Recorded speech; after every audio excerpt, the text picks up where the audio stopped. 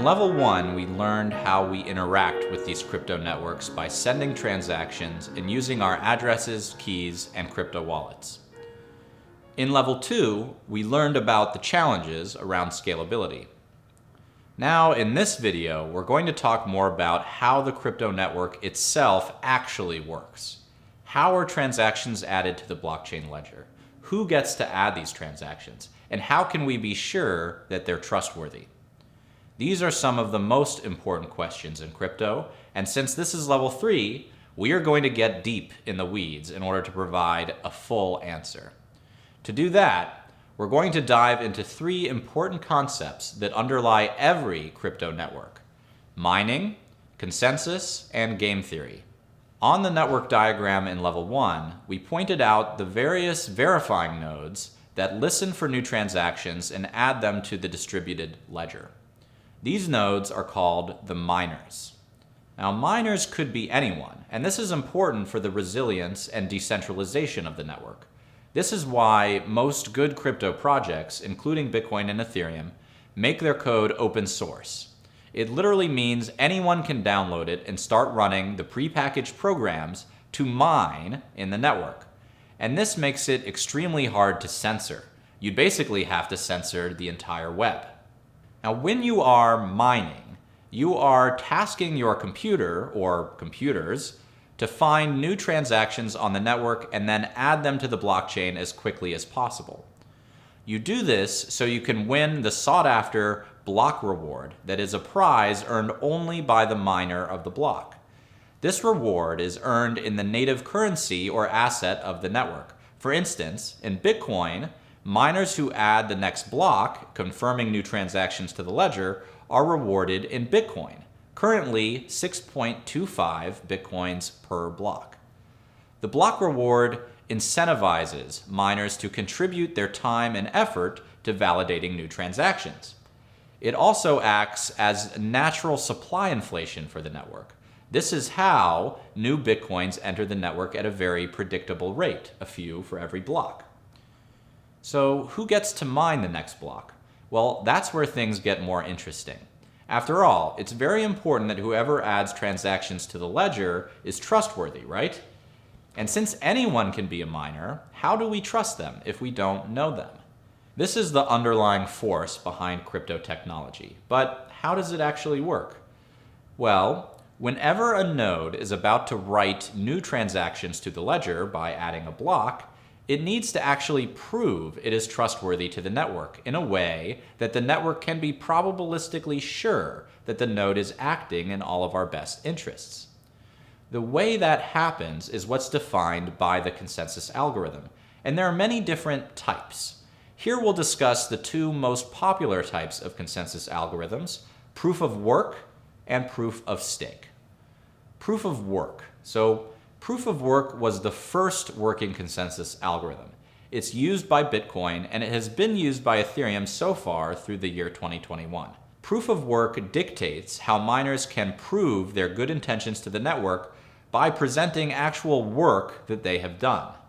Since these are computers, the work in this case is flipping bits, literally using energy to solve math problems over and over again. The math problem being solved in this case is what's known as SHA-256, a hashing algorithm. SHA-256 is actually a common encryption mechanism used by lots of people, including the CIA.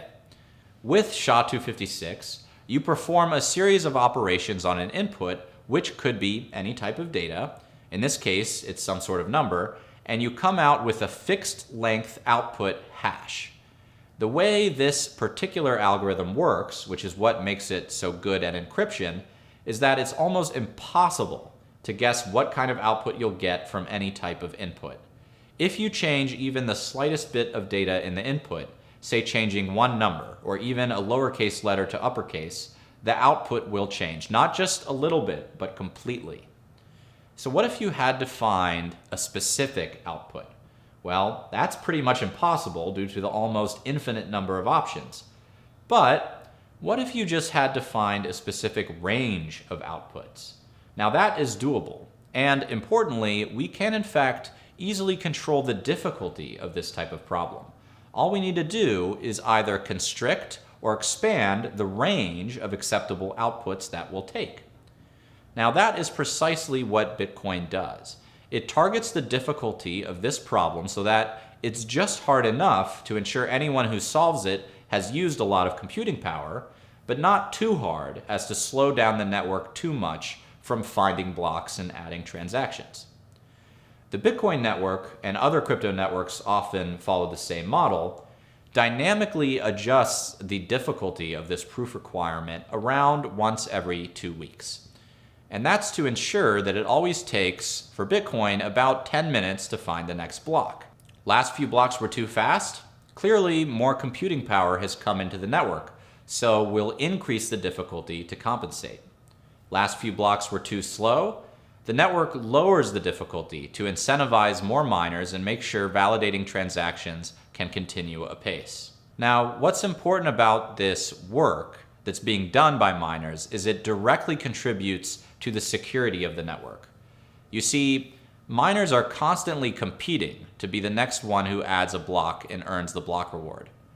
Whoever solves the math problem first, which we now know means being the first to find an output to the SHA-256 algorithm that falls in the specific range set by the network, is the one who gets to mine the block. This lucky miner now broadcasts the new block to the rest of the nodes, who quickly check the transactions and check that the miner's solution does indeed meet the proof of work. Then, every node immediately starts solving problems to find the next block. The race starts over again. So, what would it take to hack the network and add a block with fraudulent transactions? Well, first you would have to win the proof of work to add your block with the false transactions. But it gets even harder from there, because as soon as the other nodes find the fraudulent transactions, which would be obvious since the whole history of transactions is public, they will attempt to discount them. So the hacker would have to continually outcompete the entire network, and in Bitcoin's case, that would require the hacker to have an insane amount of computing power. The term for this kind of attack is called a 51% attack, because it would essentially require a single bad actor to have and maintain over 51% of the network computing power. It's worth knowing about this because not all crypto networks are as resilient to this as Bitcoin. But it gets even worse for our misguided crypto hacker. And this is the part of the real beauty of the game theory behind crypto consensus algorithms. Let's say our hypothetical hacker is somehow successful in making a 51% attack on the network. The hacker adds fraudulent transactions to the ledger to pay themselves extra Bitcoin that they didn't have. After all, the only thing you can steal on the Bitcoin network is Bitcoin. The problem is, the value of this stolen Bitcoin, which, remember, the hacker had to spend an insane amount of computing expense to get, is now almost worthless. Because the only reason that the crypto asset has value is because it can be trusted. And the minute it gets hacked, that goes away. So the very act of stealing the Bitcoin destroys the value of what you are stealing. It's kind of like a built-in self-destruct mechanism. So even if they are successful, the hacker still loses. And so no hacker in their right mind has any profitable reason to try this. That's the power of the game theory aspect of consensus.